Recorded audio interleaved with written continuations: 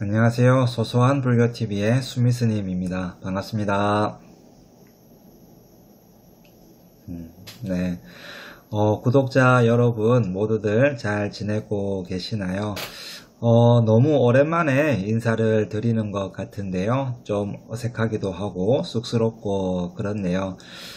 이 유튜브라는 것도 자주 촬영을 하고 편집을 할 때는 나름 익숙했었는데요. 오늘 막상 촬영을 하려고 보니까 삼각대 세팅하는 것도 잘 안되고 혀도 좀 꼬여가지고 지금 여러 번 다시 촬영을 하고 있습니다. 잘 좀 봐주세요. 어쨌든 계속 될 것만 같던 무더위도 어느새 지나가고 가을이 왔습니다. 날씨도 시원해졌으니까 이제 공부도 좀 해야겠죠. 오늘 오랜만에 함께 살펴볼 벽화 이야기는 육조 해능스님에 관한 내용인데요. 어느 날 금강경의 한 구조를 듣고 깨달음을 얻게 된 일화는 너무나 잘 알려져 있습니다. 그리고 달마 스님으로부터 전해진 선불교는 육조 해능스님에 이르러서 더욱더 부흥하게 되었고요. 마침내 우리나라로 전해져서 지금은 우리 불교계의 중심 뿌리로 자리잡게 되었습니다. 그럼 지금부터 벽화를 통해서 육조 해능스님에 관한 이야기를 함께 살펴보도록 하겠습니다. 해능스님은 당태종 12년에 중국 남부지방에서 가난한 농부의 아들로 태어났습니다. 3살 때 아버지를 여의고 어린 시절부터 나무를 해다 팔아서 어머니를 복양하며 살고 있었습니다. 해능스님은 어린 시절 비록 교육을 받지는 못했지만 성격이 유순하고 특히 효성이 지극했습니다. 어느 날 해능스님이 시장에 나무를 팔러 가다가 탁발하는 스님이 경을 베는 소리를 듣게 되었습니다. 응무소주 이생기심 응당 머무는 바 없이 그 마음을 낼지니라. 이 구절을 듣고 해능스님은 호련히 마음에 느끼는 바가 있었습니다. 스님께서 탁발승에게 지금 스님께서 외우시는 경은 무슨 경입니까? 라고 물으니 탁발승은 금강경입니다. 라고 대답했습니다. 해능스님은 탁발승에게 금강경을 배우려면 어떻게 해야 합니까? 라고 물으니 탁발승은 황매산에 오조 홍인대사를 찾아가십시오 라고 대답했습니다. 하지만 노모를 모시고 있던 해능스님은 선뜻 길을 나서지는 못했습니다. 이를 눈치챈 탁발승은 해능스님에게 금 10량을 주면서 노모를 복양할 수 있도록 도와주었습니다. 마침내 해능스님은 황매산에 가서 오조 홍인대사를 만나게 되었습니다. 홍인대사는 해능스님을 보고 이렇게 물었습니다. 그대는 어디서 왔으며 무엇을 구하고자 하느냐? 해능스님이 대답했습니다. 저는 영남 신주에서 오직 깨달음의 법을 구하러 왔습니다. 다시 홍인대사는 영남이는 오랑캐인데 어떻게 부처가 될 수 있겠느냐라고 물었습니다.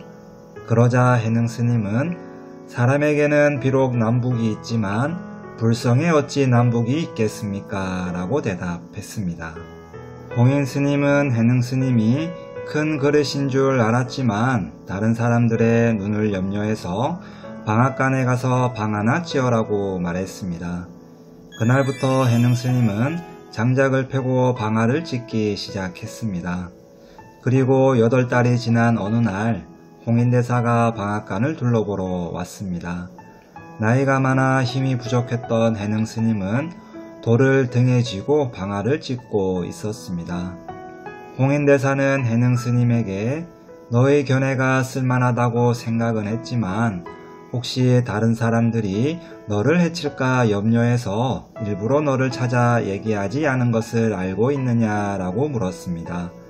이에 해능스님은 저도 스님의 뜻을 짐작하고 있었습니다 라고 대답했습니다. 하루는 홍인대사가 제자들을 모아놓고 이렇게 말씀하셨습니다. 너희들 중에 불법의 큰 뜻을 깨달은 자가 있다면 개송을 지어 보여라. 만약 큰 뜻을 깨친 자가 있다면 가사와 바루를 부촉해서 육조대사가 되게 하리라. 이때 홍인대사의 뛰어난 제자였던 신수스님은 개송 하나를 지어 벽에다 붙여 놓았습니다. 신시 보리수 심여 명경대 시시 근불식 막사유 진해 몸은 보리의 나무요 마음은 밝은 거울과 같나니 때때로 부지런히 털고 닦아서 티끌과 먼지 묻지 않게 하라. 많은 사람들이 개송을 듣고 감탄하고 있었을 때 해능스님은 신수스님의 개송이 아직 완전한 깨달음을 얻은 것이 아니라 생각했습니다. 하지만 글을 배우지 못한 해능스님은 어린 사미승에게 자신의 개송을 벽에 써줄 것을 부탁했습니다.